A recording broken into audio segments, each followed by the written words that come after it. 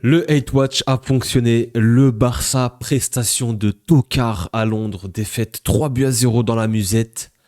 Et quand on parle de tocard, forcément, il faut qu'on parle de Ferran Torres et de Araujo. Ils sont sortis encore ce soir, les mecs. Ah, ils m'ont bien fait marrer ce soir. Plus sérieusement, le Barça qui perd ce match à Londres. Alors en soi, avant le match, tu te dis ça va être compliqué là-bas à Stamford Bridge. En plus, on connaît un petit peu l'antécédent entre ces deux clubs. C'est un peu un choc européen. J'ai beaucoup de souvenirs. Hein. Moi, je me souviens de Ronaldinho, ce but-là en pointu. Torres, le but de la qualif. Forcément, Drogba, etc. Mais tu peux te dire que ça va être compliqué. Chelsea, seconde PL. L'intensité de la première ligue, les gars. Vraiment, le football espagnol est mort, les gars. Quand tu regardes le Real, quand tu regardes le Barça, on est éclatés, les frères. On est ensemble. On est ensemble, les gars. On est éclatés. On n'a pas d'intensité. On n'a pas de physique. On ne sait pas rendre le défi physique, en fait. Nous, on l'a vu hein, contre Liverpool. On est parti là-bas. On s'est fait chicoter. Hein. Là, le Barça. En soi, le Barça, je trouve quand même que les 10 premières minutes, il y a quand même un bon pressing, je trouve. Et ils entament plutôt bien le match, en soi. Pour être tout à fait honnête, avec cette récupération haute, justement, avec ce pressing très haut, et j'ai trouvé Frenkie de Jong aller chercher vraiment haut.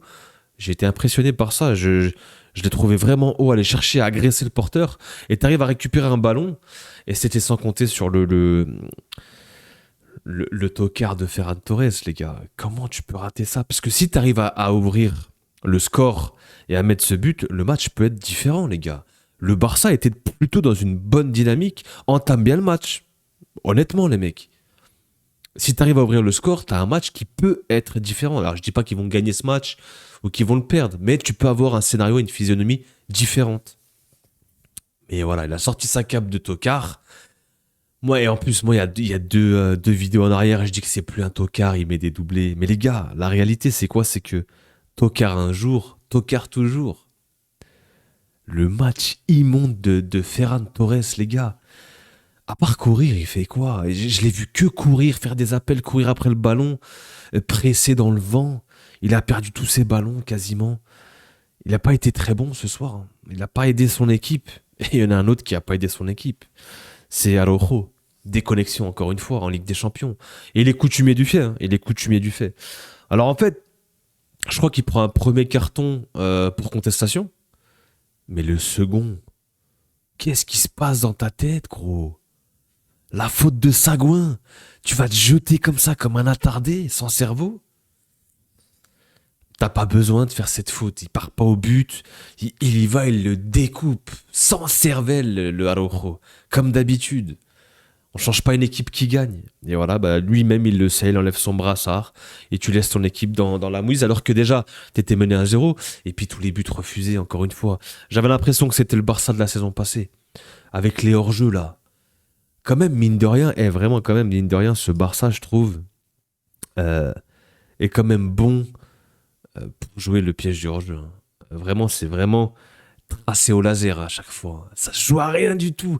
Même le but, hein, le premier but, Kukurea, il n'est pas hors-jeu. Ça se joue à rien du tout. Mais c'est vrai que ils sont bons quand même pour réussir à mettre l'adversaire hors-jeu. Ils l'ont fait à plusieurs reprises. Beaucoup de buts annulés. Mais tu peux pas te remettre qu'à ça à un moment donné. Je trouve quand même que dans le pressing, le défi physique que t'as imposé Chelsea, t'as explosé. Hein. T'as même implosé. T'as pas réussi à tenir. T'as tenu 5-10 minutes, t'as essayé de presser, tu t'es mis dans le match un petit peu. Il y a cette grosse occasion de Ferran et derrière, tu t'es fait éteindre. Ils ont une équipe, Chelsea, les gars. En fait, Chelsea, t'as l'impression qu'ils jouent que contre des gros. Ah, quand ça va être Sunderland à domicile, ils vont perdre et ils vont faire des vieux matchs nuls contre Crystal Palace ou Fulham. Mais quand c'est PSG, quand c'est Liverpool, quand c'est le Barça, quand c'est les grands soirs, le prime time, ah, ça y est, ils y vont là, tu vois. Ils mettent les... Mais ils ont une belle équipe. Honnêtement, ils ont une belle équipe. Il y a un gros collectif. Et c'est une équipe très équilibrée et très solide en vrai. En vrai, c'est une équipe très solide qui joue un jeu positionnel. Chacun a sa zone, plus ou moins. Il n'y a pas trop de permutations. Chacun sait ce qu'il a à faire et dans sa zone. Mais ils le font bien et ils le font avec une intensité et un volume physique. Quand je pense à Pedro Neto, cette mobilette là, quand il met les soupapes à Koubarsi en deuxième période, c'est chaud. Estevao, On peut parler d'Estevao, ce crack là, ce génie. Qu'est-ce qu'il fait à Koubarsi? Koubarsi encore qui s'est fait mélanger ce soir. Mais Estevao, les gars, il fait un super début de saison avec Chelsea. Là encore ce soir, gros match. Il répond présent. Il fait son petit slalom là, et la frappe sous la barre. Bravo. Bravo à ce jeune crack là, franchement, ça va être quelqu'un lui aussi, hein. Ça va être quelqu'un avec le Brésil et là déjà avec Chelsea. Même avec le Brésil, hein, pour moi, il fait un bon début de saison. Et en face, t'as Lamine Yamal qu'on attend toujours dans les grands matchs. Et honnêtement, ce soir, face à son coéquipier espagnol, vous voyez ce que je veux dire, les gars. Yamal, petite story, petite story avant le match. Qui dit story, dit grosse bouse. C'est pas un bon match. En fait, Yamal, cette saison, contre le PSG, on le voit pas. Contre le Real, éteint. Et là, pareil, dans les grands matchs contre Chelsea, tu le vois pas. Et Cucurella l'a marqué, clairement, il l'a pas laissé respirer. Et il faisait un contrôle, t'avais Cucurella qui était là. Tu voyais sa touffe de cheveux, il arrivait. Chut. En fait, même lui, Yamal, à mon avis, quand il devait contrôler, il devait voir les cheveux arriver. Ça devait le déstabiliser.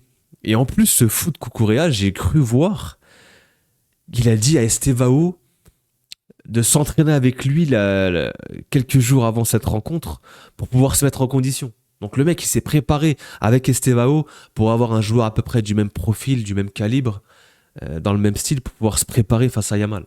C'est fou, hein, le professionnalisme. Il y a des équipes qui travaillent, hein. Il y a des équipes qui ont envie de travailler, hein. Il y en a d'autres qui n'ont pas envie. Il y a des vidéos, il faut courir, il y a des consignes. C'est chiant. On n'a pas besoin de travailler, on a déjà gagné des Ligues des Champions. Bref, je m'égare. Obligé de lâcher des petits pics à ces starlettes. Non, plus sérieusement, le Barça, je trouve qu'encore une fois, ils rentrent bien dans leur match, mais c'est dommage que tu rates cette occasion. Et derrière, de toute façon, même si tu arrives à ouvrir le score, derrière, en fait, physiquement et le volume d'intensité, le volume de jeu de cette équipe de Chelsea, quand tu vois des Caicedo au milieu de terrain qui te laisse rien, lui aussi, qui ramasse tous les ballons, qui te comble toutes les brèches, c'est trop fort. Ils ont une équipe équilibrée. Et encore, il manquait Cole Palmer, hein. Il n'y avait pas Joao Pedro aussi, je crois. Je sais pas s'il est rentré. Non, je l'ai pas vu. C'est une équipe compétitive de PL. Et en vrai, la première ligue, les gars, que ce soit Liverpool, même si c'est compliqué pour eux, hein, ça montre en fait, ça montre que la PL, même Liverpool, des fois, bah, n'arrive pas à suivre cette saison. Que ce soit, même si City se sont fait allumer, je crois, ce soir. Mais en vrai, tu as des équipes qui te mettent en fait un défi physique. Et c'est compliqué à répondre en fait tout simplement et surtout là c'est nous franchement que ce soit le Barça les gars le Barça le Real on est dans le même panier, hein. Moi je suis content la hate watch a fonctionné le Barça perd un match le Barça en Ligue des Champions je crois ils sont 15e ça va être compliqué même si en plus de ça ils ont une liste de courses qui est plutôt abordable, hein. On se souvient du tirage mais les gars le Real c'est pareil. Nous le lendemain demain là on va à Athènes on va à la Pirée. Moi, je suis allé dans ce stade, hein. J'ai vu des supporters, les gars, tout en noir. Là-bas, à mon avis, ça va être chaud aussi. C'est pas une partie de plaisir, hein. C'est pas. Et quand je regarde les dernières prestations du Real et quand je regarde le Barça aussi, je me dis que le football espagnol, c'est compliqué. C'est très compliqué. Il y a un moment, tu étais au sommet du football européen. Là, force est de constater, en ce moment, tu fais pas honneur au football espagnol sur la scène européenne et tu te fais éteindre. Tu te fais éteindre et t'as pas ta place, t'as pas le niveau. Même le Real, quand je regarde là encore l'intensité du début de match, parce que le Barça a essayé de tenir au début, mais même là, c'est ces 10 premières minutes. Moi, j'ai jamais vu le Real encore cette saison jouer à ce niveau d'intensité, les gars. Et en vrai, le Barça, je pense que s'ils arrivent à récupérer toute leur force, parce que le Barça est sur un fil. Quand je dis qu'ils sont sur un fil, c'est qu'ils n'ont pas de profondeur, ils n'ont pas un effectif pléthorique et il suffit que tu as un titulaire qui est blessé ou qui est absent, c'est terminé pour eux. C'est ça la dure réalité du Barça, c'est que si tu as un ou deux blessés, t'es foutu. Et puis tu as un delta entre tes remplaçants et tu dois combler, et tu dois essayer de faire avec des joueurs, des Gérard Martin, des... Puis t'as des joueurs qui sont pas au niveau, genre, je sais pas, Koundé, il y a un moment donné, Garnacho, ce qu'il lui met, il est encore en train de glisser. Heureusement qu'il y avait un hors-jeu. Koundé n'est pas au niveau depuis le début de saison, je sais pas ce qui se passe. Koubarsi se fait mélanger. Baldé, ah, ok, tu cours, mais tu sers pas à grand chose. Il couvre sur certains enjeux, c'est lui qui couvre aussi. T'as Frenkie de Jong qui a essayé de se démener. Et, je trouve que c'est un des meilleurs au milieu de terrain. Et il était seul. Franchement, il était orphelin de Pedri, honnêtement. Quand tu perds un Pedri, franchement, t'es orphelin de Pedri. T'es dépeuplé au milieu de terrain. T'es terminé. Pedri, c'est ton métronome, c'est ton maître à jouer. C'est lui qui te fait tout, qui te crée tout. Et Yamal, bah en fait, c'est lui qui doit faire la différence. Mais si t'as pas ce Pedri qui va amener Yamal dans des positions de 1 contre 1 pour pouvoir faire la différence ou l'isoler, Yamal descend plus bas, mais ne peut pas non plus se faire le jeu à lui tout seul. Il était très bas, en fait. Il a pas pu. En fait, Yamal ne prend pas la profondeur, en plus. Je trouve qu'il a pas pris une seule fois la profondeur. Il est venu chercher les ballons bas pour essayer de faire du jeu, mais t'as un Cucurella, les gars, c'est une teigne. C'est une sangsue, le mec. Il te colle, il te lâche pas, hein. C'est fou, ce mec-là. Il est chaud, hein, Cucurella. Ils se connaissent très bien, de toute façon, en sélection. Et voilà, Rafinha qui est rentré, qui a essayé de faire du pressing, qui lui pense avant tout à retrouver un petit peu de rythme. Mais voilà, même Fermin, il s'est fait bouger à gauche, à droite par cette équipe de Chelsea. Ils sont trop costauds. Les Rhys James, les Caicedo, même offensivement, hein, tu fais rentrer des Delap, c'est des armoires. Estevao, c'est un crack, franchement. Et puis défensivement, c'est solide, hein. Fofana, Chaloba, c'est 2 tours. Lewandowski l'a essayé, il a rien pu faire. Non, honnêtement, t'avais l'impression que ce Barça aurait pu jouer encore X temps, même avant ce carton rouge, hein. La différence la différence de dimension physique était quand même marquante, je trouve. C'est assez marquant. Donc compliqué pour ce Barça. Une défaite de plus, ça fait quoi? 2 défaites après le PSG, maintenant Chelsea. Il y a eu un match nul aussi contre Bruges. Attention, attention, on va aller checker un petit peu les stats et le classement pour le FC Barcelone. Mais attention quand même si tu as un calendrier qui est plutôt abordable, faudrait pas que ça vire à la catastrophe pour eux, hein. Au niveau du classement, t'es 15e, t'as déjà fait 5 matchs. Ce sera Francfort la réception, il me semble. Francfort, ça met beaucoup de buts. Ça en prend beaucoup, mais ça marque pas mal aussi. Et quand je regarde la défense du Barça encore, ça peut être une pluie de buts, hein. Ça peut partir dans tous les sens. Ça peut être un match ping-pong. Les statistiques de ce match, ouais, bah, quand tu vois un Barça à 0,79, c'est assez rare pour le souligner quand même. Le carton rouge en fait beaucoup parce qu'en première mi-temps, tu peux dire que c'est équilibré en vrai. Et en seconde période, bah voilà, t'as ce carton rouge et du coup c'est terminé. Mais ouais, compliqué, hein, compliqué pour ce Barça d'aller jouer en Angleterre. Tu savais de toute façon que ça allait être dur, mais ouais, c'est Araujo en fait. Araujo il met dedans ses coéquipiers, les abandonne. C'est une faute professionnelle. Et pareil pour Ferran Torres, je suis désolé, c'est une faute professionnelle. Quand tu joues à un certain niveau, quand tu es professionnel, tu joues en Ligue des Champions, c'est interdit. Là, ces 2 occasions-là, ces deux joueurs tocaresques, c'est pas les supporters et les fans du Barça qui diront le contraire. Ferran Torres, t'arrives à récupérer un ballon, tu fais un travail de pressing énorme. C'est Fermin, je crois qu'il la touche à peine. Ça revient dans le pied de Yamal qui met une passe lumineuse en une touche quasiment. Et Ferran se retrouve au point de pénalty, il est seul. C'est pas comme s'il se fait presser ou il est gêné, il est seul. C'est un tocard. Voilà, Stan, tu peux le dire, allez voir son débrief, c'est le tocard par excellence. Voilà, c'est la mascotte. Et puis derrière, bah, t'as l'autre qui te met dedans, encore une fois, again and again, again and again, encore et encore. On l'a déjà vu à plusieurs reprises. Et certains vont me dire non, il est bon, il revient bien, on le prolonge, c'est le capitaine. Alors déjà, c'est ton capitaine, il est même pas titulaire. Par moment, il joue, par moment, il joue pas. Il faut le vendre, je pense. Il doit partir en PL. C'est pour lui la première ligue.